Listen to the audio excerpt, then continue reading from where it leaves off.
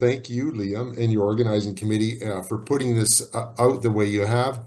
I think it's an excellent. I think it's an excellent example of really how we can do this as a community of law teachers. And exactly what you said. We've not had the time to get into this, reflect on it, and develop it. And so I appreciate you putting on this conference like this, and I very much appreciate the other presenters, Ursula and Karina. And in that same spirit, here's my wild thing, and let's see if there's something of interest or use to our colleagues here. Okay. There we go. So what I did is, as Liam said, I've taken ChatGPT approach to a practically focused assessment. So in other words, a letter of advice. And as Liam said, we've got this imposition on traditional law teaching, and the reality is that AI is upon us. We're a bit behind the ball, and we have to do everything we can to try to deal with it. You can see, we're all interested in making our students better lawyers, better law students at the very least, and that strategic choice. The easy thing is to try to prohibit AI. The reality is it's not going to help. So it's our strategic choice is adoption versus denial. And it was quite interesting that I think it was Karina who was saying, look, we had in the past thought about prohibiting it or tried to deal with it that way, and then took a very proactive approach. And that's actually what I've had to do is kind of overcome my own reluctance to deal with it and say, okay, here's the reality, let's adopt it. And so what I tried to do then is integrate it directly into the assessment and just say, okay, let's do it. So it required me to shift my mindset a bit. So what exactly did I do? So I'm teaching here at UC and teaching torts, and it's a first year subject. We have a cohort of 120 students, and their first assessment is a letter of advice. And so what I did then is I provided a fact pattern to them, as you do in a lot of our substantive law subjects. So a story, here's what's happened, and write a letter of advice to a client talking about how the law applies to their facts and the likelihood of success in bringing in action. So that's the letter of advice. I'm sure you're all well aware of what that's about. And I asked them to provide an answer in two parts. And the first part was, in fact, the final letter of advice. The second part dealt with an AI-generated draft. So here's where their instructions directly from the assignment, part two, that the students are required to provide copies of the prompts they've used. There was no limit on how many times they did it. Provide a copy of the AI prepared draft, and then a 200-word critique of or additions to the AI produced draft. And then, of course, to let them know that this is not going to compromise or impact their assessment or the assessment criteria for the actual letter of advice, which was 2,000 words. So these are their assessment instructions. And then again, as Karina mentioned, the necessity of adjusting our rubric. So here is the rubric. They're required to have provide a copy of the prompt, the prepared draft, and the critique. So in the spirit of experimentation, which we're all dealing with here, and I acknowledge both of my colleagues, I think, who've digested their work better than I have and taken a more empirical approach. They're more advanced down this path than I am, it looks like. But I still thought, look, it's worth talking about and really digging in, doing a qualitative study of what the students are interested in. And so here's what they liked. And I've taken, with permission, I've taken what they've written and I've put italics in the parts I thought were particularly interesting. In fact, the students, by and large, were quite positive about it. And here's one of the examples. They thought it was very interesting because it generated this perfect looking draft. Um, the interesting bit is the last little piece, and this is actually the student's italics here. In hindsight, this was a trap.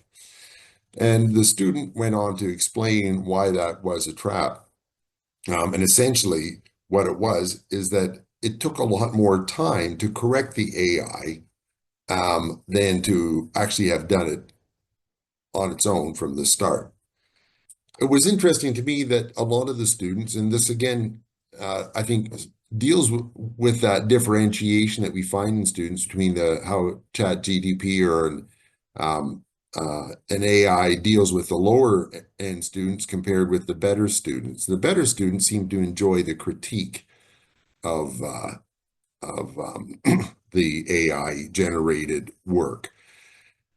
And what you can see here in the second statement is they enjoy the critical thinking exercise.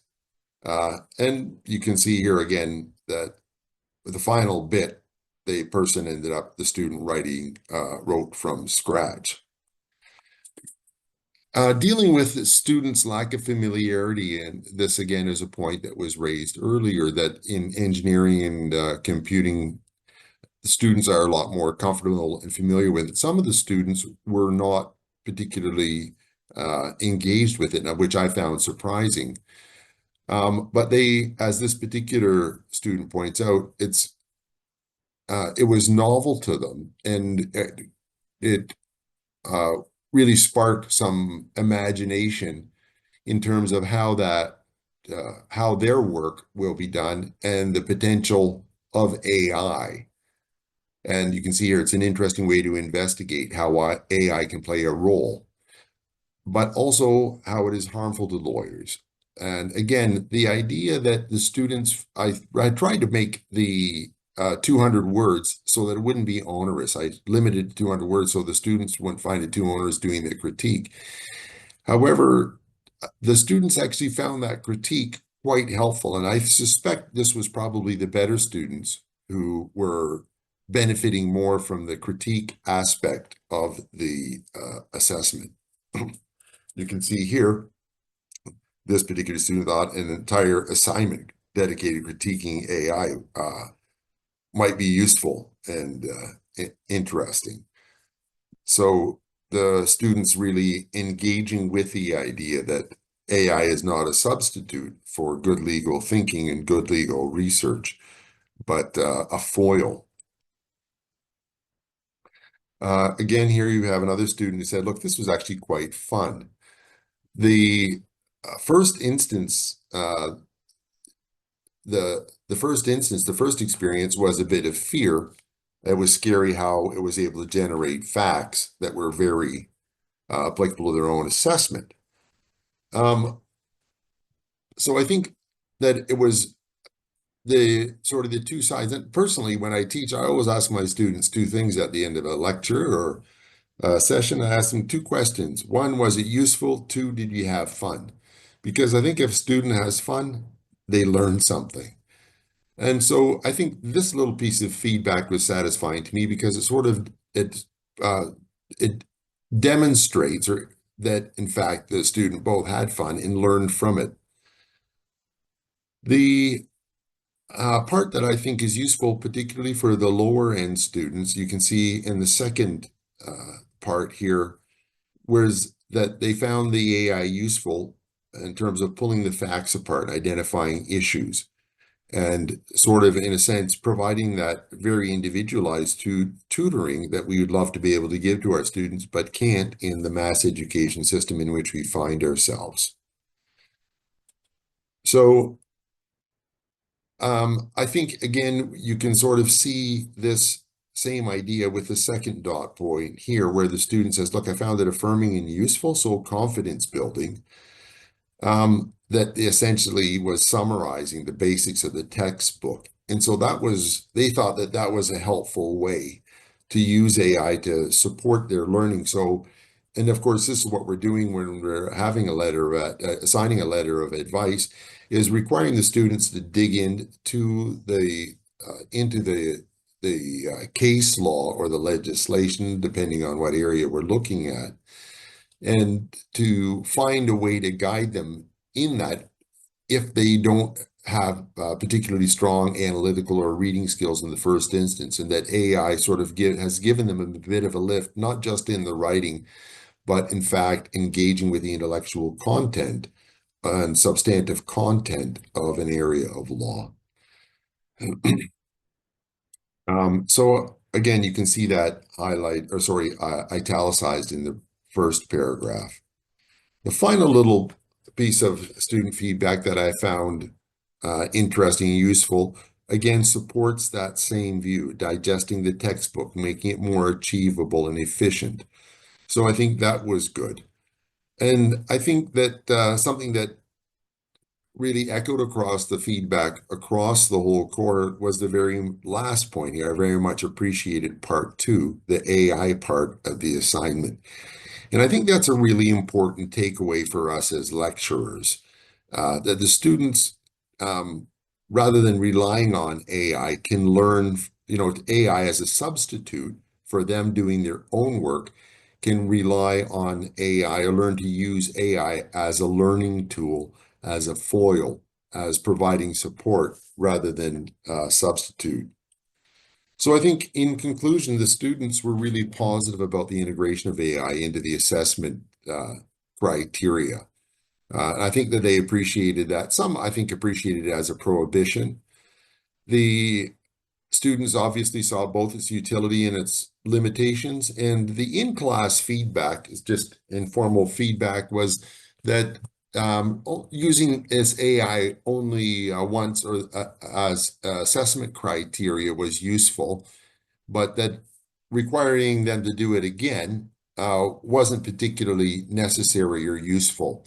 The reason I make this comment is because I provide them with 2 letters of advice in the subject, with the idea that they do the first letter of advice, they get feedback, which they integrate then when they get a second go. So they learn and they're able to improve their skills by repeating a task. And so I had the AI requirement in both letters of advice, and the students were more of the opinion that once was enough.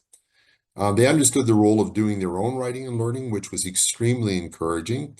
And I think that this overall encourages both students and lecturers to experiment further with AI.